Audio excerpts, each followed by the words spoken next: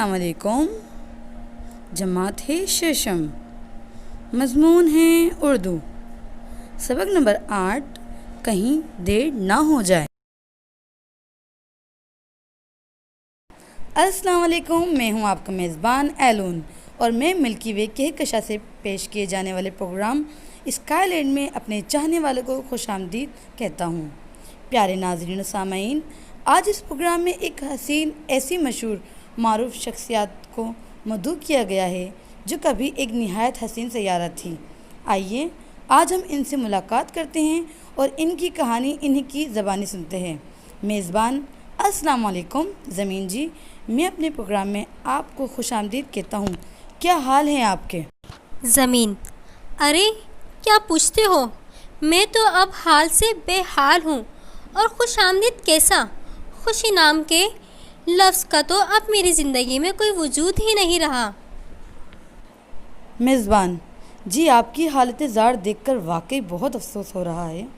زمین: دکھ سے کیا کہہ سکتے ہیں، وقت کی بات ہے. میزبان: مگر آپ ان حالات تک پہنچی کیسے؟ ان میں کون کون سے عوامل کار فرما تھے؟ ہم سب یہ جاننے کے لیے متجسس ہیں. آج ذرا ہمیں اپنی داستان درد و عالم تو سنائیں. زمین سرد آہ بڑھتے ہوئے: کیسی داستان؟ میرا صاف ستھرا وجود تو اب جیسے کوئی بھولی بسری یاد بن کر رہ گیا ہے. خیر، میں آج اپنی کہانی ضرور سناؤں گی تاکہ دوسرے سیاروں کی باسی وہ سب کچھ نہ کرے جو میرے پیاروں نے میرے ساتھ کیا. شاید اسی طرح میرے دل کا بوجھ بھی کچھ ہلکا ہو جائے گا. میزبان: جی ضرور.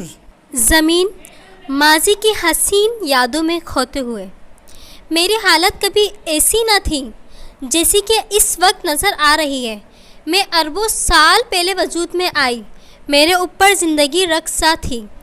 ہر طرف جنگلات تھے جو انواع و اقسام کے چرندوں اور پرندوں کی آماجگاہ تھے. جدھر دیکھو سبزہ اور ہریالی نظر آتی تھی. گرد و غبار کے نام سے کوئی آشنائی نہ تھی. دریاؤں اور سمندروں کا پانی صاف اور شفاف تھا جو آبی حیات کا بہترین مسکن تھا. ہر طرف زندگی کی چہکار سنائی دیتی تھی. یہ کہہ کر زمین چپ ہو گئی. میزبان بے چینی سے: پھر کیا ہوا؟ زمین: ہونا کیا تھا، انسان سے شاید یہ سب کچھ ہضم نہ ہوا اور اس نے جیسے میرا حلیہ بگاڑنے کا عہد کر لیا.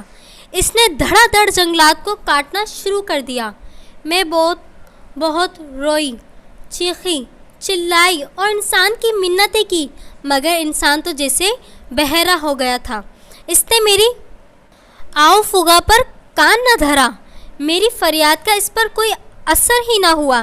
یوں رفتہ رفتہ میں سبزے سے محروم ہوتی چلی گئی. درختوں کی کمی کی وجہ سے فضا آلودہ ہو گئی اور بارشیں نہ ہونے کے برابر رہ گئی، جس کے باعث صحت مند ماحول ایک خواب بن کر رہ گیا. میزبان: کیا آپ اپنی تباہی کی یہ وجہ صرف جنگلات کے کٹاؤ کو ٹھہراتی ہیں؟ زمین: ارے حضرت کہاں، میری تباہی میں تو بڑا ہاتھ اس موئی سائنسی ایجادات کا بھی ہے. کہا جاتا تھا کہ یہ ترقی کا دور ہے، روز روز نت نئی ایجادات ہو رہی ہے. انسان جنگلوں سے نکل کر شہر آباد کر رہا ہے، پتھر کے زمانے سے نکل کر ایٹمی دور میں داخل ہو گیا ہے. مگر میں پوچھتی ہوں کہ یہ کیسی ترقی تھی جس نے میرا وجود خطرے میں ڈال دیا؟ سائنسی ترقی اور تیزی سے بڑھتی ہوئی آبادی کے پیش نظر انسان فیکٹریوں اور کارخانوں کا جال بچھاتا چلا گیا. اس نے ان کے خطرناک فاضل مادے نہروں اور دریاؤں میں بہانے شروع کر دیے جو آبی حیات کے لیے موت کا پروانہ ثابت ہوئے. مگر افسوس، انسان کے کانوں پر جوں تک نہ رنگی. صرف یہی نہیں، ان دریاؤں اور نہروں کا آلودہ پانی پینے سے جانور اور مویشی بیمار ہونے لگے. اسی پانی کا استعمال جب کاشتکاری کے لیے ہوا تو یہ نہ صرف خود انسانوں کے لیے مضر صحت ثابت ہوا بلکہ دیگر جانداروں کے لیے بھی تباہی کا باعث بنا. انسان نے فصلوں کی پیداوار بڑھانے کے لیے مختلف زہریلی ادویات کا استعمال شروع کر دیا. ان سب کا میرے وجود پر بہت برا اثر پڑا، لیکن انسان کو اس سے کوئی غرض نہ تھی اسے تو بس اپنے کارخانے روا دوا رکھنے تھے، اس کی بلا سے باقی سب جیے یا مرے، یہ کہہ کر زمین پھوٹ پھوٹ کر رونے لگی۔ زمین دکھ سے، یہ تو انسان کی غفلت، بے حسی اور ناشکری تھی کہ اس نے اللہ کی دی ہوئی اتنی عظیم نعمت کی قدر ہی نہیں کی۔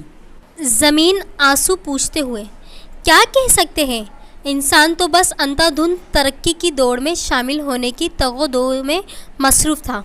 اس نے بڑی بڑی گاڑیاں، جدید ترین ہوائی جہاز اور بحری جہاز بنانے کے لیے انسان کا سفر تو آسان اور تیز رفتار ہو گیا، مگر اس نے کبھی ان گاڑیوں کے دھوئیں کی جانب توجہ دینے کی زحمت ہی نہ کی، جس کی وجہ سے میرا حسن ماند پڑنے لگا تھا۔ دھوئیں کی ان کثافتوں کی وجہ سے دھیرے دھیرے میرے لیے سانس لینا تک دشوار ہو گیا تھا۔ یہ کہہ کر زمین یوں لمبے لمبے سانس لینے لگی جیسے اسے سانس لینے میں تکلیف ہو رہی ہو۔ میزبان گھبرا کر، آپ کی طبیعت کہیں زیادہ خراب تو نہیں ہو رہی؟ چلیے ہم آپ کو ہسپتال لے جاتے ہیں۔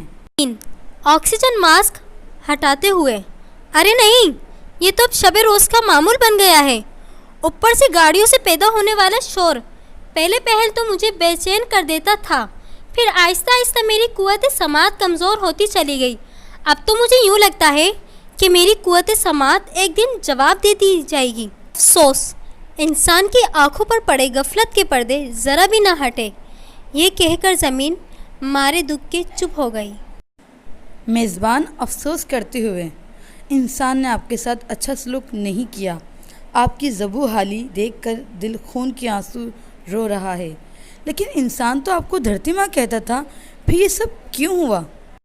زمین حسرت سے، بھلا کون اپنی ماں کو اتنی اذیت دیتا ہے کہ اس کے حسن کو غارت کرنے کے لیے کوئی کسر ہی نہ چھوڑے اور اسے تنے تنہا چھوڑ دے۔ یہ کہتے ہی زمین بے ہوش ہو کر گر پڑی۔ میزبان زمین کو اسٹریچر پر ہسپتال جاتے ہوئے دیکھ کر، معزز ناظرین، زمین کی حالت نہایت تشویشناک ہو جانے کے باعث میں یہیں اپنے پروگرام کا اختتام کرتا ہوں۔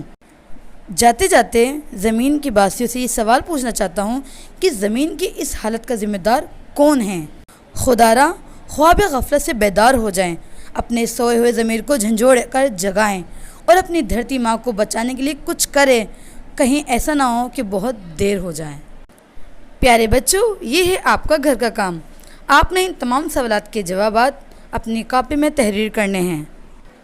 پیارے بچوں، اس سبق سے ہمیں یہ نصیحت حاصل کرنی چاہیے کہ ہمیں اپنے ارد گرد کے ماحول کو صاف رکھیں، اپنی زمین کو ماند نہ پڑنے دیں۔ اسی کے ساتھ میں اجازت چاہوں گی۔ اللہ حافظ۔